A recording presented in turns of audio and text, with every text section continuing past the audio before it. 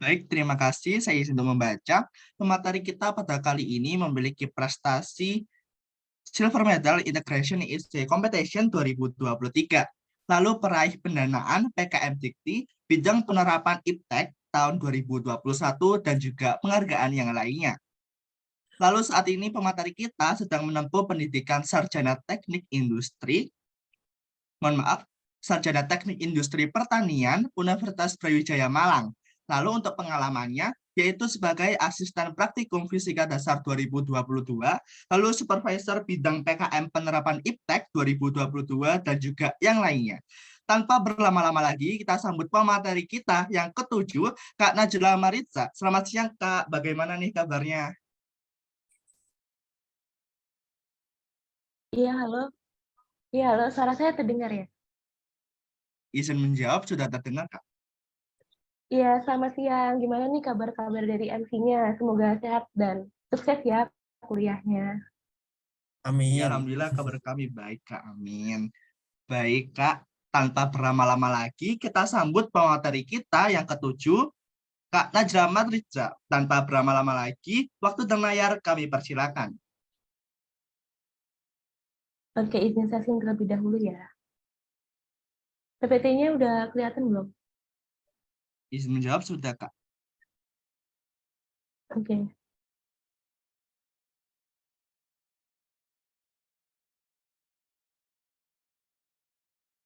Oke, saya mulai. Assalamualaikum warahmatullahi wabarakatuh. Selamat siang buat teman-teman yang sudah hadir pada siang hari ini. Jadi perkenalkan, saya Najla Madiksa dari jurusan Teknik Industri Pertanian, Fakultas Teknologi Pertanian, Angkatan 2020, dan saya sekarang lagi sibuk-sibuknya PKL nih. Nah, sebelum memulai presentasi, saya izin memberikan quotes terlebih dahulu, yaitu just be yourself, there is no one better. Jadi jadilah dirimu sendiri karena kamu adalah orang terbaik. Nah, dari sini saya akan memberikan penjelasan mengenai brainstorming ide dan tips dan trik dari PKM penerapan IPTEK. Nah, PKM itu apa sih? Jadi, PKM sendiri yaitu merupakan program kreativitas mahasiswa. Jadi, satu kelompok yaitu berisikan 3-5 anggota, sesuai dengan bidangnya masing-masing, akan membuat suatu inovasi atau kreativitas. Nah, jadi nanti kalau bisa lanjut didanai, dan kemudian kalau misalkan lolos di PKP 2-nya bisa lanjut ke PINAS. Nah, benefit PKM sendiri itu banyak banget, Permisi, Kak, izin yaitu, memotong, Kak. ya, Mohon maaf untuk PPT-nya masih belum di slideshow, Kak. oh belum selesai ya, saya. Ya, masih di dalam cover.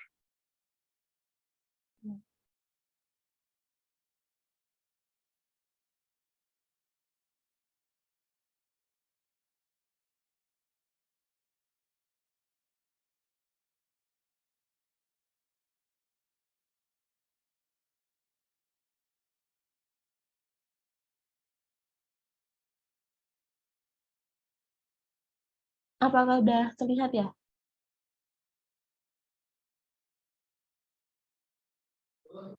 Izin menjawab sudah, Kak. Sudah terslideshow juga. Oke, ya jadi lanjut ya. Jadi PKM sendiri itu merupakan program kreativitas mahasiswa. Nah, benefitnya apa sih dari ikut PKM itu? Yang pasti kita bisa manajemen waktu nih. Kita bisa manajemen waktu buat praktikum, buat ngerjain tugas, buat PKM-an juga, cara bikin proposal. Mungkin kalau PKM sendiri kita buat suatu inovasi alat dan kita juga mengaplikasikan alat itu ke mitra gitu. Kemudian bisa melatih leadership kan. Tentunya nggak buat ketuanya aja, tapi dari sini itu juga buat anggota-anggotanya gimana bisa manajemen diri sendiri. Kemudian pastinya juga bisa meningkatkan hard skill dan juga soft skill. Nah, dari PKM ini kan kita pasti nggak langsung mendapatkan ide nih, kita pasti studi literatur, belajar dari matkul dari yang kita dapatkan di perkuliahan. Nah, itu bisa dijadikan suatu ide untuk membuat suatu inovasi gitu. Nah, selain itu kita juga soft skill sendiri, selain kita bikin proposal, kita juga di PKMP sendiri juga belajar cara buat desain mungkin logo alat atau desain alat seperti itu. Kemudian juga bisa menambah relasi. Nah, menambah relasinya ini tuh satu tim itu diusahakan kita mengambil dari fakultas lain juga gitu. agar bisa menambah dari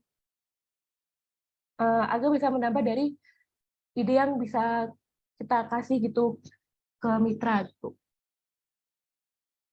Nah, benefit PKMP sendiri apa sih? Jadi yang pertama itu bisa kalau lolos timnas bisa bebas skripsi, yaitu kalau di fakultas saya sendiri itu tidak ada SEMHAS.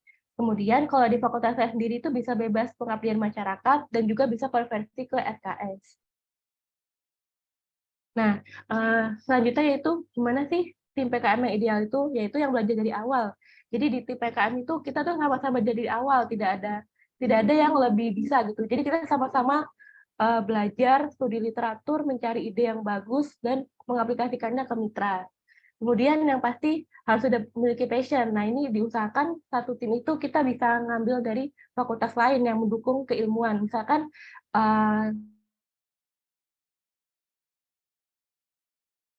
ingin membuat suatu alat yang ya, untuk teknologi pertanian. Nah, mungkin alat itu tersebut bisa disambungkan ke IoT gitu. Nah, kita mencari anggota yang dari jurusan teknik elektro atau teknik mesin seperti itu.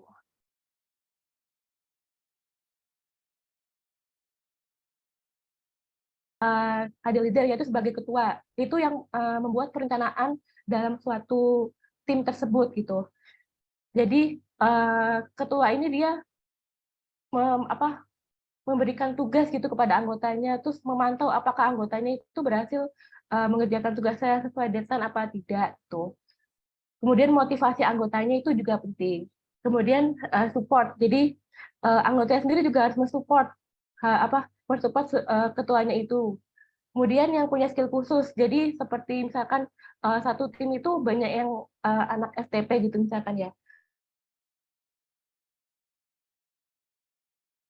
Dapetin dari anak yang punya skill khusus ini kita dapetin dari misalkan dari jurusan teknik gitu. Atau mungkin dari FK ingin mengembangkan alat untuk kesehatan di bidang kesehatan. Nah, itu bisa juga mengajak anak teknik seperti itu. Nah, apakah ide itu harus bagus? Jadi ide itu tidak harus bagus, yang penting ide itu harus inovatif dan juga memiliki kebermanfaatan untuk mitra. Ide itu harus sesuai dengan apa yang diinginkan mitra dan jadi permasalahan yang dialami oleh mitra. Jadi kita membuat teknologi tidak harus baru, tapi modifikasi dari teknologi yang sudah ada dan itu akan diaplikasikan pada mitra dan sesuai dengan permasalahan yang dialami oleh mitra tersebut. Nah, PKMP sendiri itu merupakan program kreativitas mahasiswa yang kita awalnya membuat proposal. Nah, proposal itu diajukan ke pendanaan. Nah, itu proposalnya mengenai jadi kita membuat inovasi atau alat yang akan diberikan kepada mitra. Nah, mitra sendiri itu yang diberikan bantuan iptek atau alat itu untuk mengatasi permasalahan mereka, mulai dari pengusaha, bisa berskala mikro atau kecil, seperti toko, industri rumahan, pedagang kaki lima, atau koperasi. Namun biasanya itu UKM, kemudian industri berskala menengah, sampai industri yang berskala besar. Nah, dari PKMP sendiri itu kita berinteraksi dengan masyarakat. Jadi pastinya kita itu langsung terjun di masyarakat. Jadi kita awalnya itu kita mencari permasalahan, mana sih mitra yang sekiranya bisa kita bantu gitu. Nah, habis itu kita langsung menuju ke mitra tersebut, survei lokasi dan menanyakan apa saja masalah yang dialami oleh mitra tersebut. Mitra tersebut itu ingin alat seperti apa gitu. Nah, cara mencari mitra sendiri itu ada dua, yaitu bisa melihat lingkungan sekitar. Jadi mungkin di daerah kalian ada yang di kabupaten gitu. Itu mungkin punya daerah perkebunan kopi atau misalkan punya industri usaha tempe. Nah, itu bisa dijadikan UKM gitu. Bisa kita bantu dengan cara memberikan inovasi alat. Kemudian dari relasi dan pengalaman, mungkin dari kakak tingkatnya dulu pernah praktek kerja lapang di sana gitu. Nah, itu juga bisa dijadikan tempat untuk mencari mitra gitu. Nah, ada berapa output nih dari PKMP itu sendiri, yaitu untuk lingkungan. Jadi bermanfaatan untuk lingkungannya pasti harus hemat energi, terus tidak menimbulkan pencemaran, terus tidak tidak menimbulkan, utamanya biasanya pencemaran udara gitu. Terus tidak menimbulkan polusi, dan pasti itu sebuah teknologi yang bisa diterapkan ke mitra. Kemudian sanitasi, mungkin dari FK sendiri kalau sanitasi bisa lebih ke alat sterilisasi bahan kimia atau baju hazmat seperti itu. Kemudian yang pasti harus bisa meningkatkan profit dari mitra itu sendiri, yaitu bisa meningkatkan pendapatan mitra. Jadi nanti ada perbandingan sebelum menggunakan alat profitnya berapa dan sudah menggunakan alat itu profitnya berapa seperti itu. Nah, selanjutnya itu ada tingkat kreativitas dan ketercapaian kegiatannya. Nah, itu harus ada kreativitas atau inovasi untuk menyelesaikan permasalahan tersebut. Nah, jadi manfaatnya yang kita berikan kepada mitra itu harus bisa diukur secara kualitatif maupun kuantitatif. Misalkan bisa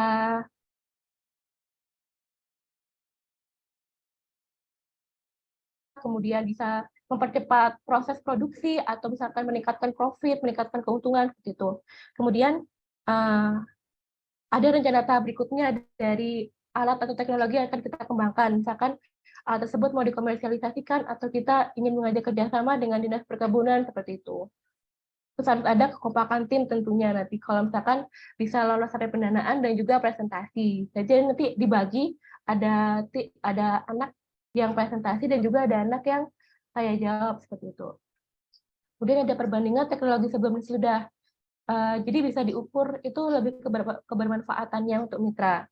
Dan ada potensi kultur sendiri, misalkan bisa dijadikan alat tersebut bisa dijadikan hak paten. Kemudian kita juga membuat buku pedoman juga untuk mitra agar mitra lebih mudah mengoperasikan alat tersebut. Nah, ini ada formulir untuk penilaian proposal untuk PKMP itu sendiri. Nah, bobot paling besar itu ada dari potensi nilai tambah untuk mitra program. Jadi, seberapa manfaat sih mitra itu perlu alat ini gitu. Jadi, PKMP itu sendiri harus sesuai dengan yang diinginkan mitra gitu. Jadi, mitra ingin membuat mitra mengeluh soal masalah, misalkan masalah tentang sortasi gitu ya. Sortasinya mungkin masih manual. Nah, kita juga harus bikin alat sesuai dengan sortasi itu. Misalkan sortasinya berbasis warna begitu. Nah, kemudian harus juga ada identifikasi permasalahan atau kebutuhan mitranya. Terus solusinya itu harus tepat sesuai dengan yang diinginkan mitra tersebut. Yang pasti ada potensi keberlanjutan untuk program yang sudah dijelaskan dan juga ada penjadwalannya di proposalnya dan juga untuk ada penyusunan anggaran biayanya. Jadi harus lengkap rinci alat dan bahan yang kita butuhkan untuk alat tersebut itu apa aja. Nah, target keluarannya sendiri itu ada laporan kemajuan. Jadi nanti kalau misalkan habis proposal didanai itu nanti kita membuat target keluaran berupa laporan kemajuan dan buku pedoman dan juga teknologi. Jadi buku pedoman ini diberikan kepada mitra dan teknologi juga diberikan kepada mitra. Kemudian jika misalkan lolos sampai tahap Kepimnas, itu kita membuat luaran lainnya seperti laporan akhir, poster, dan juga artikel ilmiah. Nah, itu mungkin sekian dari saya. Sebelum ditutup, ada quotes dari dosen pembimbing saya, yaitu no sacrifice, no victory. Jadi, tanpa kerja keras, tidak ada yang namanya keberhasilan atau tidak ada yang namanya kemenangan. Terima kasih. Mungkin waktunya kurang berapa ya? Kalau enggak mau saya screen proposal.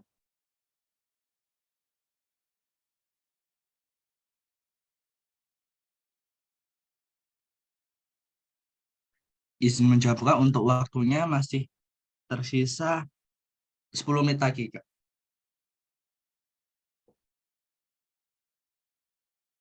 Oke, baik. Izin saya screen proposal ya. Baik Kak. Udah kelihatan belum? Izin menjawab sudah Kak. Ya. Jadi untuk proposal PKMP itu sendiri itu terdiri dari 4 bab, yaitu bagian pendahuluan, tinjauan pustaka, metode pelaksanaan, juga biaya dan jadwal kegiatan. Selain itu juga ada daftar pustaka dan juga lampiran-lampirannya. Nah, jadi di bab 1 itu ada pendahuluan, itu berisi latar belakang.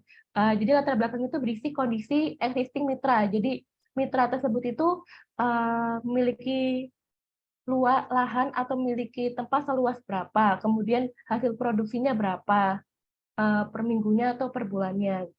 Nah, lebih bagus sendiri kalau di proposal, di latar belakang itu ditambahi gambar. Nah, ini salah satu tips and trik supaya bisa lolos ke pendanaan. Jadi supaya bisa meyakinkan nanti yang reviewer atau penilainya kalau misalkan memang teknologi ini benar-benar dibutuhkan mitra gitu. Nah, selain itu ada juga permasalahan yang dihadapi oleh mitra. Nah, kalau yang di proposal saya sendiri, yang Timnas kemarin itu tentang proses penyetaan biji kopi yang masih dilakukan secara manual berdasarkan warnanya. Jadi hal tersebut itu harus didukung kalau ada beberapa data, misalkan waktunya itu lama, kemudian menghabiskan upah sebesar berapa, seperti itu. Dan juga kalau pemanenan secara manual kan itu masih masih memicu adanya human error dalam penyortirannya. Nah, jadi habis pendahuluan itu ada rumusan masalah dan juga tujuan. Dan pasti diberikan tambahan 1.4 yaitu berupa manfaat bagi mitra. Jadi apa sih manfaat yang diperoleh dari mitra itu dengan alat kita, misalkan mempermudah dan mempercepat proses sortasi dan juga memudahkan dengan mengontrol kualitas biji kopi seperti itu. Kemudian untuk keluarannya sendiri itu yang sudah saya jelaskan sebelumnya itu ada laporan kemajuan. Jadi berarti mengenai kemajuan dan keberhasilan. Kemudian ada laporan akhir dan juga buku pedoman aplikasi mitra yang akan diberikan kepada mitra. Nah, untuk bab 2-nya sendiri atau tinjauan pusaka itu berisi mengenai isi proposal atau permasalahan dari mitra. Misalkan kan kita membahas tentang sortasi, jadi untuk tinjauan pusakanya sendiri ya berarti tentang sortasi. Kemudian kira-kira apa sih komponen alat yang dibutuhkan, misalkan seperti BlackBerry atau LCD atau penggerak motor servo seperti itu. Nah, di tipusnya sendiri itu dijelaskan kira-kira komponen alat tersebut itu yang disebutkan di tipus itu eh, digunakan untuk apa di alatnya gitu. Misalkan untuk di copy, kemudian untuk membaca nilai RGB gitu. Nah, di bab 3 ini dijelaskan metode pelaksanaan. Jadi dijelaskan waktu dan tempat pelaksanaannya itu sendiri. Misalkan dijelaskan UKM ini lokasinya di mana, kemudian memiliki lahan sejumlah berapa. Apa sama seperti latar belakang tapi lebih singkat. Kemudian bisa juga ditambahkan gambar. Dan kondisi existing mitra tersebut itu sendiri, misalkan masih dipisahkan secara manual seperti itu. Kemudian nanti ada tahap siapannya itu penyusunan alur kegiatan seperti yang ada di diagram. Kemudian pastinya sebelumnya itu harus dilakukan studi literatur dan juga wawancara dengan mitra. Kemudian pembuatan alat. Nah, jadi nanti ada kita kalau di BKP sendiri itu kan lebih ke pembuatan alat untuk mitra. Jadi pastinya harus ada desain alat seperti itu. Nah, desain alatnya ini selain ada desain juga ada penjelasan mengenai sistem kerja yang akan digunakan. Nah, untuk pelaksana sendiri kan di awal dengan penggunaan alat dan bahan yang diperlukan untuk pembuatan alat. Kemudian proses pembuatan alat, pengujian alat, pembuatan modul, sosialisasi juga monitoring. Nah, di bagian sini juga bisa ditambahkan perbandingan penggunaan alat untuk meyakinkan penilainya lagi supaya proposal kita itu diterima atau didanai seperti itu. Jadi misalkan dari lebih sedikit sehingga lebih efektif, kemudian lebih teliti juga dalam pemilihan warnanya. Dan selanjutnya juga dilakukan pembuatan laporan akhir dan keberlanjutan dan capaian kegiatannya itu sendiri. Di bab 4 sendiri ada biaya dan jadwal kegiatan. Jadi ini anggaran dibutuhkan untuk pembuatan alat. Misalkan bahan habis pakainya itu berapa, sewa dan jasanya berapa, transportasinya berapa, dan lain-lainnya. Nah, itu dapatkan dana dari Belmawa dan juga dari UB itu sendiri. Kalau untuk tahun ini tuh maksimal dari Belmawa sendiri mendanai 7 juta. Yang tahun kemarin itu 7 juta. Dan UB sendiri itu 1.750. Nah, untuk tahun ini masih menunggu dari buku panduan yang baru. Selanjutnya, dibuat jadwal kegiatan. Meliputi itu sendiri dan pembagian tugas dari anggotanya itu sendiri. Terakhir yaitu daftar pustaka dan juga lampiran. Lampiran sendiri itu terdiri dari biodata, kemudian ada biodata dosen itu sendiri. Selanjutnya ini lebih justifikasi anggaran kegiatan, jadi bahan-bahan yang dibutuhkan untuk pembuatan alat tersebut. Lebih bagus lagi dananya itu dimaksimalkan saja, karena kan yang cair itu nggak 100% pasti nanti kalau didanai. Kemudian ada dan jasanya, transportasi, dan lain-lain. Terakhir ada susunan organisasi dan pembagian tugasnya itu seperti apa. Dan juga ada surat pernyataan pelaksana dan juga surat sediaan kerjasama dari mitra. Jadi ditambahkan surat sediaan dari mitra itu sendiri. Ini lebih ke penjelasan mengenai teknologinya. Kemudian ini kalau yang tahun kemarin itu ada surat rekognisi MBKM, jadi bisa misalkan lolos. Dan ini ada dokumentasi survei ke mitra. Nah, itu mungkin sekian dari penjelasan mengenai proposal. Saya kembalikan lagi ke moderator. Terima kasih.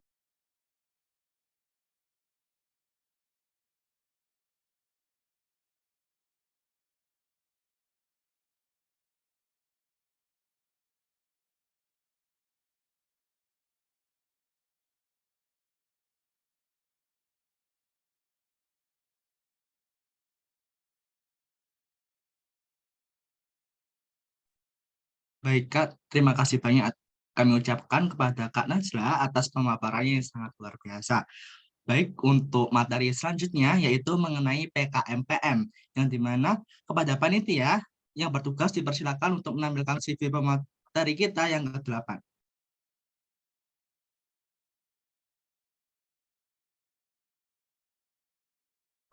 Baik, terima kasih. Saya izin untuk membacakan. Untuk pengalaman narasumber kita pada pagi hari ini, pada siang hari ini, yaitu menjadi narasumber pada workshop pelatihan PKM, skema PM dan PI bab 3 dan 4 FTP tahun 2023. Lalu juri PKM Maba jurusan Teknik Mesin UB tahun 2022. Lalu untuk pengalaman organisasi sebagai Vice Manager Partnership Ikatan Alumni PIMNAS Indonesia 2022 hingga sekarang. Lalu staf ahli Penkom ARSC FTP UB 2022 hingga sekarang dan juga pengalaman yang lainnya. Selanjutnya untuk prestasinya yaitu Silver Best Presenter Second Cycle Conference on Youth Community Leadership and Engagement 2022, finalis PIMNAS 35, PKMK 2 tim, dan juga yang lainnya. Baik, tanpa berlama-lama lagi, kita sambut pemateri kita yang ke-8, yakni Kak Rahmat Pratama Fauzi. Selamat siang Kak Rahmat, bagaimana nih Kak kabarnya? Halo sekalian, perkenalkan namaku Rahmat. Alhamdulillah kabarku baik-baik saja. Baik, Alhamdulillah ya Kak. Tanpa berlama-lama lagi, kepada Kak Rahmat, waktu dan layar dipersilakan. Baik, terima kasih atas kesempatannya dan waktunya. Saya boleh dibantu share screen PPT saya yang sudah saya kirim tadi. Baik, saya buka. Assalamualaikum warahmatullahi wabarakatuh. Selamat siang dan salam sejahtera bagi kita semua. Baik, perkenalkan nama saya Rahmat Pratama Fauzi dari Fakultas Teknologi Pertanian, jurusan Teknik Biosistem, Program Studi Teknik Lingkungan Angkatan 2020. Nah, pada kesempatan kali ini saya akan menjelaskan apa itu program kreativitas mahasiswa, terutama dalam skema PKM Pengabdian Masyarakat. Next. Nah, ini adalah salah satu dokumentasi yang mana PIMNAS 35 kemarin yang dilaksanakan di OMM, yang mana PIMNAS 35 ini adalah salah satu PIMNAS setelah masa pandemi COVID-19 ya, yang sangat luar biasa dengan antusias para mahasiswa dari seluruh Indonesia untuk mencari pemenang. Pada kesempatan ini juga PIMNAS 35 dijuarai atau juara umumnya yaitu dari IPB, Institut Pertanian Bogor. Next. Nah, kenapa sih harus mahasiswa menyusun program kreativitas mahasiswa? Nah, karena kreativitas mahasiswa merupakan potensi yang perlu diasah karena dapat menjadikan salah satu kunci penentu kesuksesan mahasiswa dalam mewujudkan cita-citanya tersebut. Karena dari program kreativitas mahasiswa ini atau PKM ini, mahasiswa bisa mengeksplorasi kemampuan-kemampuan yang dia miliki seperti itu. Next. Nah, apa aja sih yang bisa dikembangkan, terutama dalam PKM? Menurut Permendikbud nomor 3 tahun 2022, pasal 15 ayat 1, yang mana ada 8 contoh bentuk kegiatan atau pembelajaran yang bisa diasah melalui PKM ini. Yang pertama, pertukaran pelajar, magang atau praktik kerja, asistensi pengajar di satuan pendidikan, penelitian dan riset, proyek kemanusiaan, kegiatan kewirausahaan, studi proyek atau independen, dan pembangunan desa atau disebut juga dengan KKN tematik seperti itu. Oke, next. Nah, apa aja sih tujuan PKM?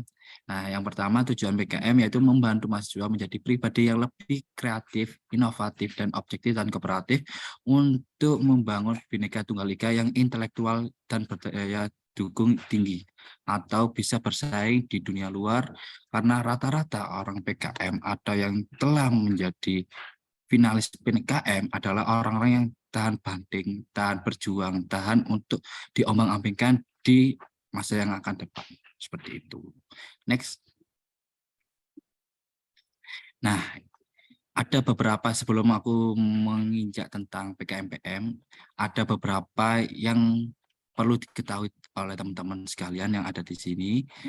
Untuk 2022 ini ada beberapa pembeda ya daripada tahun sebelum-sebelumnya. Yang tadi sudah dijelaskan oleh Kak Najla. Yang pertama ada penamaan buku pedoman. Nah, buku pedoman itu dulunya digabung satu-satu seperti itu. Nah, tetapi untuk tahun ini dipisah, yang mana lebih memudahkan untuk teman-teman untuk memahami dari buku pedoman tersebut seperti itu. Nah, yang kedua ada MBKM atau IQ.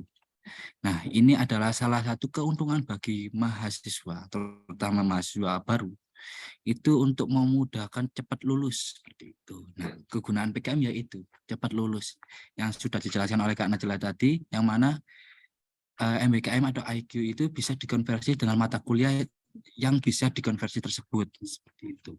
Terus yang ketiga ada perubahan penamaan bidang PKM yang nantinya akan saya jelaskan di belakang karena ada sudah slide khusus untuk perubahan nama-nama PKM yang ada di 2022. Nah, yang keempat ada luaran dan pelaksanaan PKM. Nanti juga sudah saya tampilkan nanti di slide selanjutnya apa aja sih luaran dari PKM-PKM yang ada di 2022 dan pelaksanaannya seperti apa. Terus yang kelima ada kuota proposal, yang mana kuota proposal ini disesuaikan dengan klaster dari perguruan tinggi tersebut.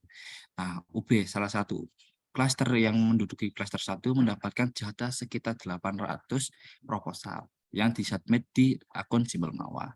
Terus yang keenam ada konsep pendanaan, yang mana konsep pendanaan tahun ini ada tahun 2022 itu berbeda dengan 2021, yang mana 2022 ini dari pihak kampus itu dilibatkan untuk melakukan pendanaan atau membiayai siswanya untuk melakukan pendanaan PKM seperti itu. Sedangkan 2021 itu pihak kampus tidak mengeluarkan sepeser pun untuk melakukan pendanaan. Jadinya pendanaan 2021 ini real dari pemerintah atau dari Kemendikbudristek-Dikti seperti itu. Next. Oke, ini bisa di-scan teman-teman. Kalau ingin mengetahui buku pedoman yang sudah ada dari 2022 bisa scan di layar, dan bit.ly-nya bisa juga kalau ada kendala jaringan seperti itu. Nah, untuk PKM 2021 itu 9 buku pedoman dan 1 pedoman, yang mana pedoman 1 itu adalah memuat tentang PKMKI atau karya ilmiah seperti itu. Nah, pada 2022 ini atau yang terakhir ini petunjuk umumnya ada sendiri dan 10 petunjuk teknis PKM setiap bidangnya. Tadinya lebih memudahkan teman-teman untuk memahami apa aja sih yang harus diperlukan, apa aja yang harus diikuti ketika menyusun misal PKM PM, misal PKM PI, dan lain sebagainya, itu lebih terarah supaya tidak ada istilah di simbol mawar itu salah skema. Nah, seperti itu. Oke, next. Nah, untuk perubahan pelaksanaan, untuk 2020 kemarin masih daring dan digital basis produk atau dilaksanakan secara virtual dan tidak dibuat secara aplikasi secara real, dikarenakan 2020 adalah masa awal-awal COVID, yang mana sangat beresiko untuk dilaksanakan pelaksanaan PKM tersebut. Nah, selanjutnya tahun 2021 itu tetap masih daring karena COVID masih melunjak, tetapi untuk pelaksanaan program itu secara hybrid atau secara luring dan daring. Tetapi untuk 2022 ini adalah full luring, teman-teman. Nah, yang mana full luring ini benar-benar harus menciptakan suatu produk yang benar-benar real atau pengabdiannya secara real di masyarakat dengan tetap mematuhi progres yang ada dan berbasis IT. Itu yang perlu diingat-ingat, teman-teman. Nah, kemungkinan 2023 ini tetap pelaksananya secara luring dan mematuhi progres yang ada dan berbasis IT juga seperti itu. Oke, next. Nah, ini salah satu keunggulan ya atau kelebihan dari anak PKM, yang mana dari anak PKM ini bisa konversi mata kuliah yang ada. Kayak kemarin, tahun ini alhamdulillah saya juga PIMNAS PKMK 2 tim, yang mana tahun ini saya bisa konversi mata kuliah kewirausahaan, dan alhamdulillah di fakultas saya FTP bisa juga konversi ke tugas akhir. Jadi kayak Kak Najla tadi, untuk tahun ini PKMK, PI, RE, terus KC itu bisa konversi ke tugas akhir. Jadi tetap kita melaksanakan penyusunan proposal skripsi, tetapi kita tidak melakukan sidang seperti itu. Oke, next. Nah, ini salah satu ya yang perlu teman-teman ketahui, proses-proses penyusunan PKM, yang mana bulan pertama, bulan Januari ini ya, biasanya di perguruan tinggi se-Indonesia itu mulai melakukan penyusunan proposal, yang mana kayak di ya salah satunya di FK, FTP, FT, FMIPA, FP itu sudah melakukan sosialisasi tentang PKM seperti ini. Terus bagaimana strategi yang harus dilakukan seperti itu. Terus bulan kedua atau bulan Februari itu biasanya di UB itu melakukan seleksi tingkat perguruan tinggi, yang mana disesuaikan lagi dengan KUTA yang ada di setiap klasternya. Terus bulan ketiga atau bulan keempat itu melakukan seleksi Belmawa atau seleksi di perguruan di tingkat nasional. Jadi dari Sabang hingga Merauke kita dikumpulkan jadi satu di akun, namanya akun Simbol Mawar. Nah, di situ nanti akan diseleksi secara bertahap oleh reviewer mulai Sabang hingga Merauke seperti itu. Terus pendanaan atau pelaksanaan program itu biasanya dilaksanakan di bulan Juni awal. Pelaksanaan pendanaan atau pelaksanaan ini mulai bulan Juni awal hingga September. Biasanya sekitar 4 bulan, mulai Juni, Juli, Agustus, September. Nah, terus bulan September akhir ini biasanya ada namanya PKP 2 atau penilaian akhir dari suatu pendanaan tersebut. Kita ibaratnya seperti monitoring dan evaluasi oleh juri atau reviewer yang akan memonef kita. Terus kita juga melaksanakan pengumpulan laporan akhir dan laporan kemajuan tersebut atau luaran yang harus dikumpulkan tersebut. Nah, setelah dievaluasi, dilaksanakan PKP 2 dan pengumpulan laporan akhir, itu nanti diseleksi, diambil yang terbaik. Terus akan tembus ke dengan puncaknya atau puncak PKM, yaitu PIMNAS.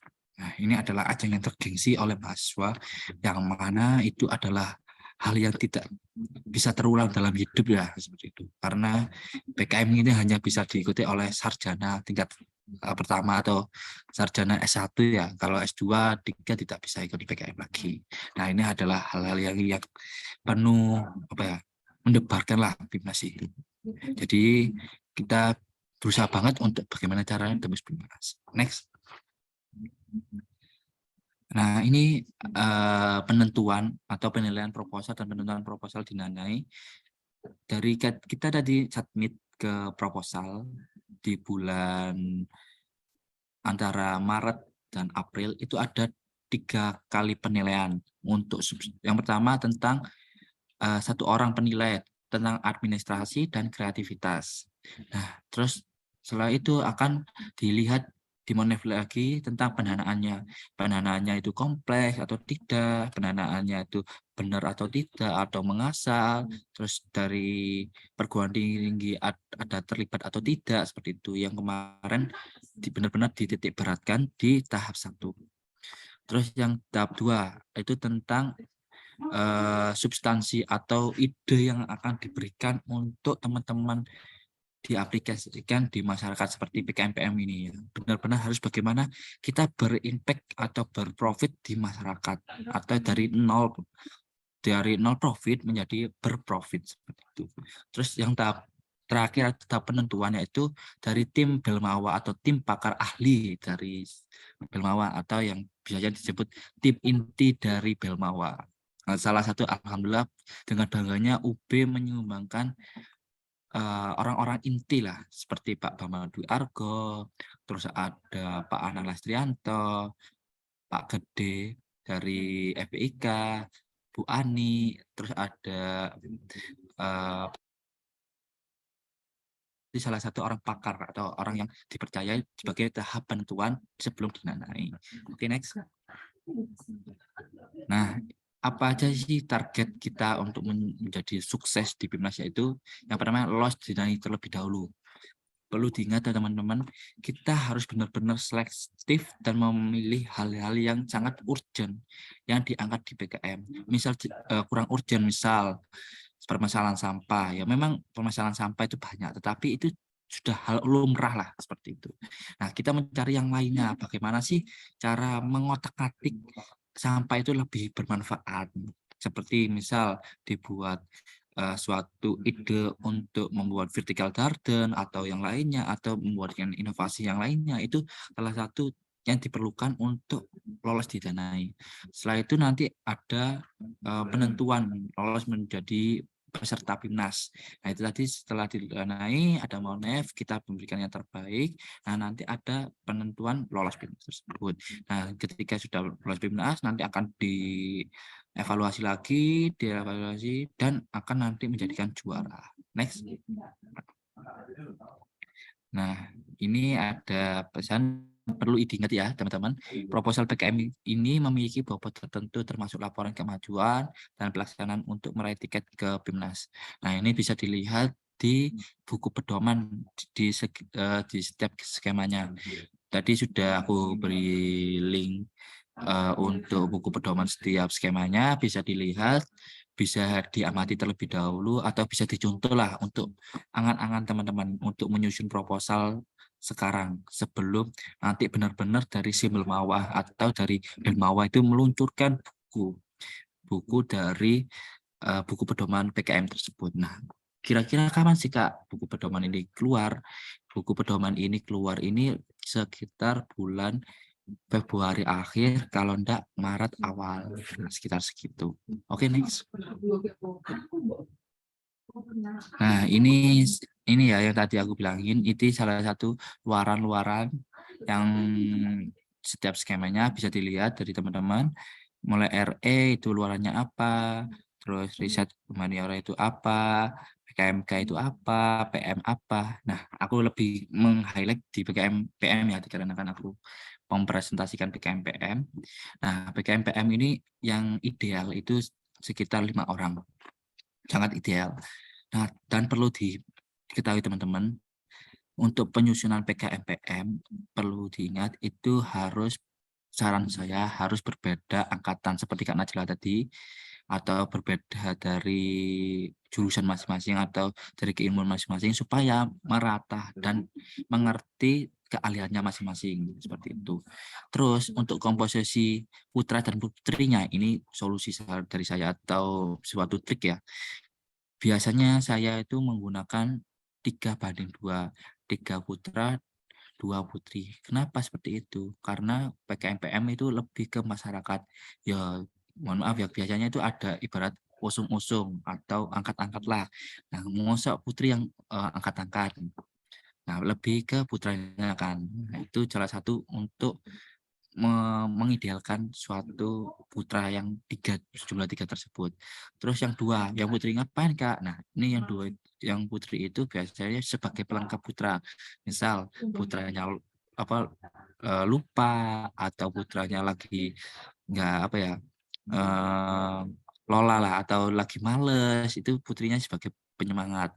Dan putri itu biasanya lebih detail untuk melaksanakan suatu pelaksanaan, misal perancangan atau penyusunan timeline, itu putri dibutuhkan di situ. Seperti itu. Nah, warnanya apa aja sih Kak dari PKMPM? Yang pertama ada laporan kemajuan, laporan akhir, dan buku pedoman mitra. Ini sangat diwajibkan selesai. Tidak boleh sampai luaran wajib kita yang ada di sini di PM ada laporan akhir, laporan kemajuan, dan pedoman mitra ini tidak boleh sampai telat ketika sudah laporan akhir atau ketika monef, itu harus sudah jadi seperti itu.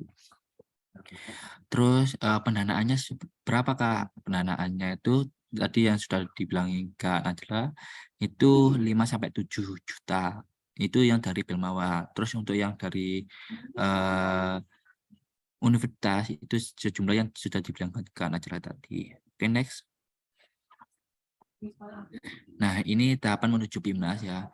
Yang tadi sudah saya jelasin, ada evaluasi internal tahap 1, terus evaluasi tim tahap 2 atau seleksi tahap 1, tahap 2, terus penugasan proposal dinadai tersebut atau dibilang pelaksanaan program, terus PKP 2, penentuan peserta PIMNAS, dan pada puncaknya yaitu sebagai peserta PIMNAS. Next. Nah, ini ya nama-nama bidang atau skema di PKN 2022 bisa dilihat teman-teman. Sekarang itu ada 8 skema. Dulu 2021 itu masih 5 bidang. Sekarang dikarenakan ada perubahan, ada kajian-kajian, sekarang menjadi 8 bidang proposal pendanaan. Terus ada 2 insentif atau tidak sampai PIMNAS seperti itu. Cuma mendapatkan uang insentif untuk mengupload dokumen tersebut. Insentifnya apa aja sih Kak? Nah, yang pertama itu artikel ilmiah, terus gagasan definitif tertulis atau GFT, itu yang hanya mendapatkan insentif. Tapi yang proposal pendanaan itu 8 bidang ini, mulai RE, RSA, PMK, PI, KC, KI, VGK tersebut. Next. Nah, selanjutnya aku akan menjelaskan apa sih PKMPM. Oke, next. Nah, PKMPM yaitu pemberian kesempatan kepada mahasiswa untuk memberikan secara aktif dengan masyarakat mitra non produktif ya. Perlu diingat, saya oratornya sedikit ya supaya diingat, untuk PM itu masyarakat non produktif, perlu diingat. Karena non produktif ini bagaimana cara kita menciptakan suatu kegiatan yang bisa berimpact kepada masyarakat tersebut. Terus yang mana bisa menumbuhkan tenggang rasa dan solidaritas terhadap masalah yang dihadapi yang ada di masyarakat tersebut dengan menerapkan ilmu pengetahuan, teknologi, dan seni dan membantu penyelesaian permasalahan mitra tersebut.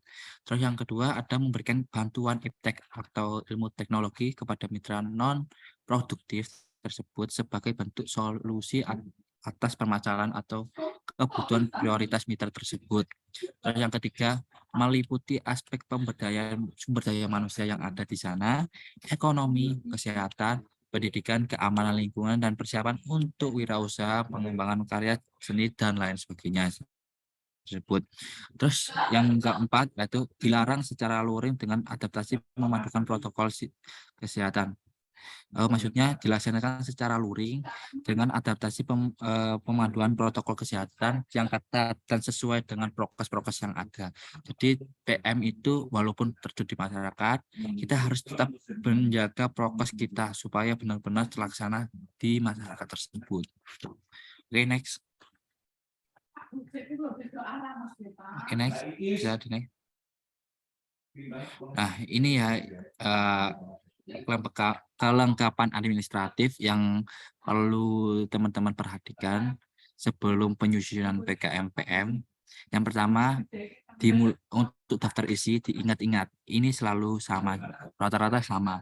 Yang pertama, untuk daftar isi itu ditulis di kanan atas. Daftar isi I itu, saya ulangi, untuk I yang daftar isi itu di kanan bawah. Di sebelah sini, misal ini suatu proposal ya, A, atas. Nah, ini daftar pustaka ya. Nah, ini tulisannya di sini I-nya. Seperti itu. Nah, untuk yang ini mulai bab 1, bab 2. Oke, aku cepetin lagi. Oke, next. Ini bisa dilanjutin ya nanti teman-teman. Nah, ini ya untuk PKM-PM itu memuat tentang pengetahuan PKM-PM itu 3 cakupannya, itu wirausaha baru, jasa dan barang, dan warga berdaya. Yang mana wirausaha baru itu tadi kayak seperti melakukan permasalahan-permasalahan yang mitra, seperti di sana ada limbah dari sabut kelapa. Nah, ini bagaimana cara mengolahnya tersebut. Jasa dan barang, bagaimana kita menciptakan suatu jasa yang atau langkah-langkah kita untuk menjadi orang yang bisa menciptakan usaha-usaha yang ada di sana dengan melihat potensi yang ada. Terus warga yang berdaya itu maksudnya bagaimana kita memberikan solusi terhadap permasalahan yang ada. Seperti Penyapu ini, di sana itu ada permasalahan air bersih. Nah, bagaimana kita untuk menciptakan air bersih tersebut dari potensi yang ada. Itu yang bisa diterapkan di PKM-PM. Next. Oke, ini contoh penampilan luaran program PKM-PM, bisa dilihat. Ini contohnya seperti standar kualitas tercapai, terus peningkatan kapasitas produk, terus peningkatan pendapatan, dan peningkatan manfaat pada lingkungan tersebut seperti apa. Next. Nah, ini rambu-rambu pelaksanaan PKM-PM, yaitu melaksanakan luring full IT yang tadi sudah saya jelaskan. Mitra mampu berkomunikasi dengan menggunakan sosial media yang ada. Terus data primer yang dibutuhkan untuk penulisan proposal diperoleh melalui luring atau media sosial tersebut. Terus dan penyediaan barang, alat atau mesin dapat diperoleh melalui pihak 3. Yang mana maksudnya yang nomor 4 ini bisa dilakukan bekerja sama dengan mitra atau pihak-pihak yang bisa membantu penyusunan tersebut. Misal, kita membutuhkan alat untuk penjernihan air. Kita kan nggak bisa untuk merancang sendiri. Nah, bisa menggunakan tukang atau apa itu boleh. Tapi ada kriteria-kriteria khusus. Gitu. Oke, next. Nah, ini contoh-contoh dari permasalahan yang ada. Ini bisa dilihat dari teman-teman supaya lebih memahami juga. Oke, next. Nah, ini yang di bab 1 pendahuluan ya, yang sering digunakan oleh teman-teman PM. Yang pertama adalah latar belakang. Terus ada rumusan masalah, tujuan, manfaat, dan luaran yang diharapkan. Luaran yang diharapkan itu tadi ada 3 yang tadi, yaitu laporan kemajuan, laporan akhir, dan buku pedoman mitra. Oke, next. Terus bab 2 gambaran umum masyarakat, itu tentang profil masyarakat yang ada, masyarakat mitra, di mana di sana itu harus mencakup lokasi, sasaran, dan profil-profil dari dari mitra tersebut. Terus yang kedua kondisi dan potensi masyarakat mitra. Terus yang ketiga ruang lingkup penyelesaian permasalahan mitra tersebut. Itu bagaimana. Yang nomor 3 ini bagaimana kita untuk menyelesaikan permasalahan tersebut dengan memberikan solusi-solusi seperti itu. Oke, next. Terus bab 3 tentang metode pelaksanaan. Nah, yang pertama yang harus ada di metode pelaksanaan itu tahap pelaksanaan program. Nah, itu memuat apa saja sih, Kak? Itu biasanya ya contohnya itu pembuatan modul, sosialisasi, dan implementasi program tersebut. Yang contohnya biasa mekanisme, cara pembuatan, pelatihan, edukasi, dan lain sebagainya. Terus yang kedua ada metode penyelesaian masalah. Nah, biasanya mencakup apa aja sih, Kak? Yang pertama mencakup studi pendahuluan. Kedua ada identifikasi masalah bagaimana. Maksudnya identifikasi masalah tersebut bagaimana. Terus yang ketiga, pemilihan metode yang dibawakan. Nah, ini yang sangat diperlukan ya di PKMPM itu pemilihan metode. Ini sangat dilihat ketika seleksi dalam PKMPM. Ini salah satu yang vital banget dalam PKMPM. Jadi teman-teman sangat saya sarankan itu mencari metode yang sangat efektif, inovatif, dan kreatif untuk menyelesaikan permasalahan yang ada di mitra tersebut. Terus yang ketiga, pengolahan data dan analis. Nah, biasanya itu mengenai keberlanjutan suatu program yang dilakukan dan biasanya juga ada keberlanjutan kegiatan tahun pertama, tahun kedua, dan tahun ketiga. Itu sangat wajib dimasukkan di pengolahan data dan analisis tersebut. Oke, next. Nah, yang keempat yaitu dalam penyusunan proposal itu anggaran biaya yang tadi sudah dijelaskan oleh Kak Nadila juga, bentuknya seperti apa, ininya yang harus dicakup apa aja itu sudah dijelaskan juga. Terus jadwal kegiatan seperti apa nanti sudah saya berikan contoh juga di next PPT. Oke, next. Nah, ini salah satu yang tadi saya bilangkan, contoh format rekapitulasi anggaran, ini setiap tahunnya berbeda. Jadi tolong teman-teman, ini jangan sebagai patokan untuk tahun depan. Jadi kalau tahun ini dibuat patokan nggak masalah, it's okay. Tapi ketika besok, ketika sudah ada buku teman ini, dilihat lagi apakah bentuknya seperti ini atau seperti apa, itu harus disesuaikan lagi. Dan perlu diingat, ini harus benar-benar dipahami. Semua ini harus benar-benar dipahami. Dihitung benar-benar. Ini sangat ketika besok, ketika seleksi itu akan dilihat benar-benar oleh reviewer ketika proposal tersebut. Oke, next. Nah, ini anggaran biaya yang tadi sudah dijelaskan. Misal ada dari mitra lain, wajib maksimal 700 dengan total sekitar 9.450.000 tersebut. Ini yang untuk patokan tahun ini ya. Tadi bisa teman-teman jadi patokan, bisa di-rank lagi pendanaannya. Terus dari Belmawas maksimal 7, terus untuk perguruan tinggi maksimal sekian gitu. Oke, next. Oke, yang tidak diperbolehkan bisa dilihat sendiri dari teman-teman atau bisa di screenshot. Itu sudah sering banget dijelaskan apa aja yang tidak diperbolehkan dalam penyusunan RAP. Oke, next. Nah, ini contoh format jadwal kegiatan seperti ini. Ini yang mana bisa tiap minggunya seperti ini atau next. Nah, ini bisa disusun secara tiap bulannya seperti ini.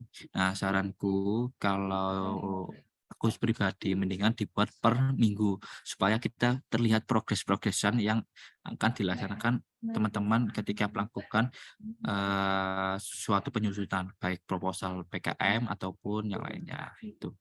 Next. Nah, ini daftar pustaka ya yang wajib teman-teman perhatikan, wajib menggunakan huruf Times New Roman 12 cetak normal, menggunakan baris 1,15 spasinya dan rata kanan kiri atau justify. Terus untuk rujukan daftar pustaka menggunakan Harvard style, wajib diingat ya, harus Harvard style itu. Oke, next. Nah, lampiran-lampiran. Nah, ini saya menggunakan acuan dari buku pedoman tahun 2022. Ini ada 1-5 ini adalah wajib ada di lampiran, wajib. Nah, yang nomor 6 ini lampiran-lampiran lainnya ini disesuaikan dengan kebutuhan yang ada. Misal ada pembuatan alat ataupun apa, itu bisa disesuaikan kembali. Next. Nah, ini contoh format susunan organisasi tim pelaksana dan ini yang tadi yang ada di lampiran kedua. Nah, ini contohnya ya, bisa dibuat rujukan teman-teman. Nah, untuk alokasi waktu ini kemarin 2022 aku menggunakan 30 jam. Ini ya perlu diingat ya, 30 jam. Karena 30 jam ini sangat sudah efektif dikala sudah luring seperti itu. Kalau ini kan aku PM-nya 2021. Nah, karena masih daring dan luring itu 15 jam secara efektifnya. Tetapi karena sudah full luring bisa menggunakan 30 jam besok itu. Oke, next. Terus ini contoh format pernyataan ketua tim pelaksanaan yang sudah lumrah dilaksanakan seperti apa itu sudah ada juga. Aku berikan contohnya formatnya. Next. Terus ini contoh format pernyataan dari kesediaan mitra tersebut seperti ini. Di sini sebenarnya ada mitranya alamatnya mitra, misal di Sidoarjo tanggal berapa ini 2000. Terus nama mitra apa? Terus ada materai kayak Kak Najla tadi sudah dijelaskan juga. Terus baru nama terang, baru tanda tangan seperti itu. Sama aja sebenarnya, PMP itu sama untuk surat kesediaan kerjasama mitranya. Cuma yang dibedakan cuma di ini.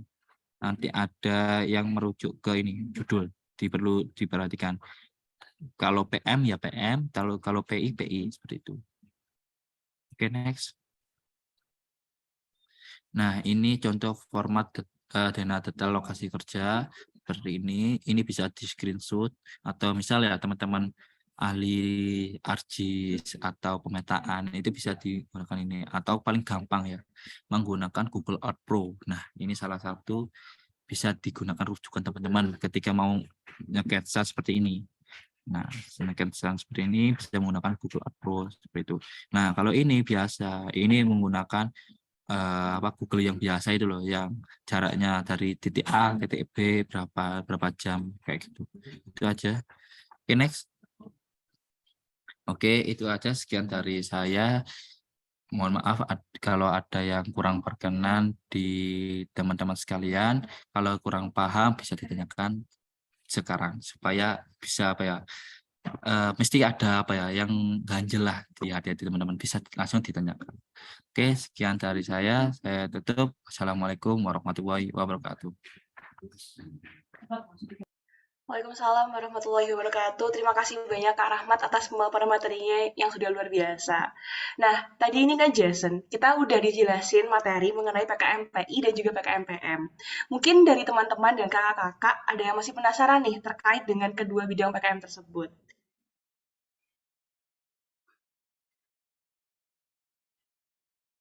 Oke deh, baik. Kepada kakak-kakak dan teman-teman, kita mungkin bisa memulai sesi tanya jawabnya lagi ya. Bagi kakak-kakak dan teman-teman yang ingin bertanya, dipersilakan untuk menyalakan kamera, melakukan raise hand, serta menyebutkan bidang PKM yang hendak ditanyakan.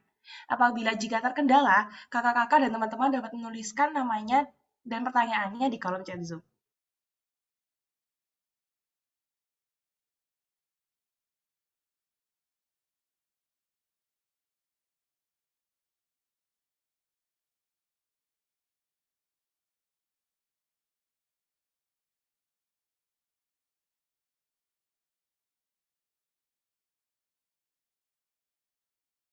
Baik, mungkin dari teman-teman dan kakak-kakak masih pada malu-malu nih Kak untuk bertanya di sini. Baik, kita tunggu sebentar ya Kak ya. Ayo nih kakak-kakak dan teman-teman bisa nih tanya-tanya ke para suhu-suhu Pimnas PKMPM dan PKMPI.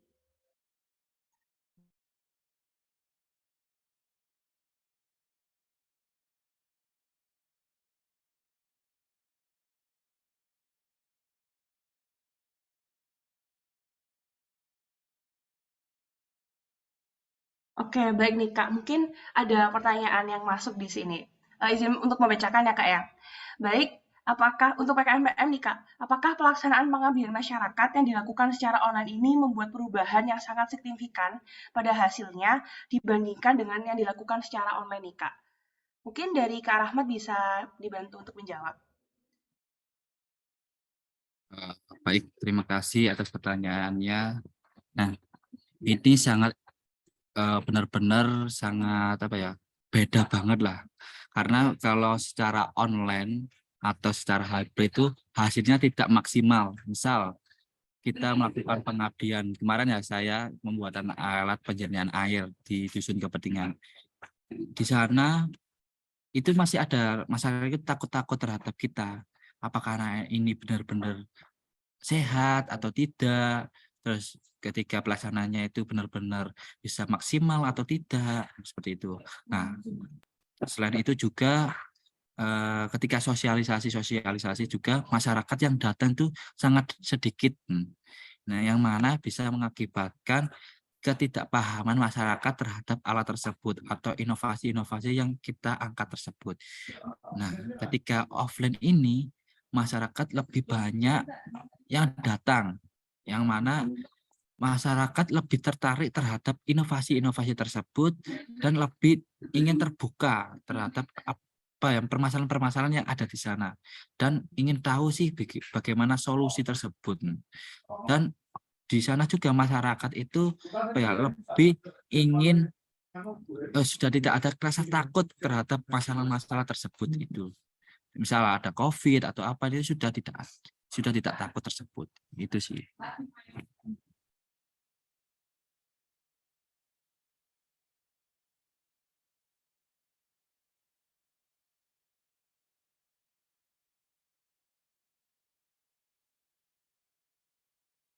Oh, sepertinya Valen masih ke mute itu.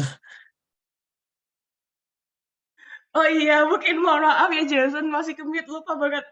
Oke, makasih. Oke, terima kasih banyak Kak Rahmat atas jawabannya yang sangat luar biasa. Oke nih, mungkin dari Jason ada yang mau disampaikan? Dari aku aman sih. Sesi tanya jawab udah selesai belum nih, Holen? Atau masih kita buka lagi nih? Aduh, mohon maaf sekali nih Kak. Dari kami untuk sesi tanya jawab saat ini sudah ditutup. Akan tapi dari kakak-kakak dan teman-teman yang masih ingin bertanya bisa langsung nih kontak-kontak ke kakak-kakak yang sudah Bimnas ini. Oke, jangan sedih ya. Kita masih ada materi selanjutnya kok. Tenang aja. Baik, terima kasih kembali kepada Kak Rahmat dan Kak Asla. Kami persilakan kepada Kak Asla dan Kak Asmat untuk meninggalkan Zoom. Tapi apabila ada berkenan untuk tetap di Zoom, kami akan sangat bersedia. Baik, dikarenakan waktu sesi tanya jawab telah habis, bisa kita cukupkan terlebih dahulu untuk sesi tanya jawabnya. Agenda selanjutnya yaitu sesi penyerahan sertifikat kepada pemateri ke-7 dan ke-8 kita. Untuk yang pertama yaitu penyerahan sertifikat kepada Kak Najila terlebih dahulu nih.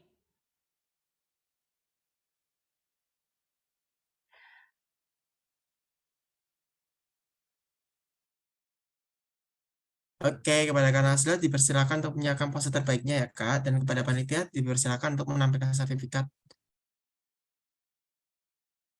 Baik, untuk sesi dokumentasi akan saya pimpin kepada Kak Najla, dipersilakan untuk mempersiapkan diri terlebih dahulu. Untuk sesi dokumentasi akan saya hitung mulai dari 1, 2, 3. Sekali lagi, 1, 2, 3. Baik, terima kasih. Saya kembalikan kepada MC. Baik, terima kasih kepada panitia yang sudah bertugas dan dipersilakan kepada Kak Najla jika terdapat agenda lain untuk dapat meninggalkan room Zoom. Akan tetapi kami akan sangat senang jika Kak Najla berkenan untuk mengikuti kegiatan kami hingga akhir. Baik, kemudian saatnya menyerahkan sertifikat kepada Kak Rasmat.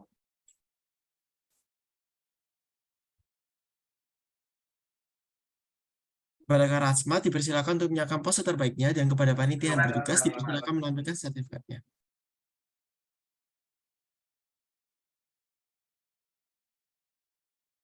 Baik, untuk sesi dokumentasi akan saya pimpin kepada Kak Rahmat, dipersilakan untuk mempersiapkan diri terlebih dahulu. Untuk sesi dokumentasi akan saya pimpin mulai dari 1, 2, 3. Sekali lagi, 1, 2, 3. Baik, terima kasih. Saya kembalikan kepada MC. Baik, terima kasih kepada panitia. Nah, tadi kan kita udah dengerin dua materi tentang PKMPI dan PKMPM nih, Jason. Sekarang lanjut ke materi bidang PKM apa lagi nih? Oke, selanjutnya kita akan mendengarkan PKMK, yaitu kewirausahaan. Mungkin bisa dibacakan dulu nih CV pemateri kita yang luar biasa.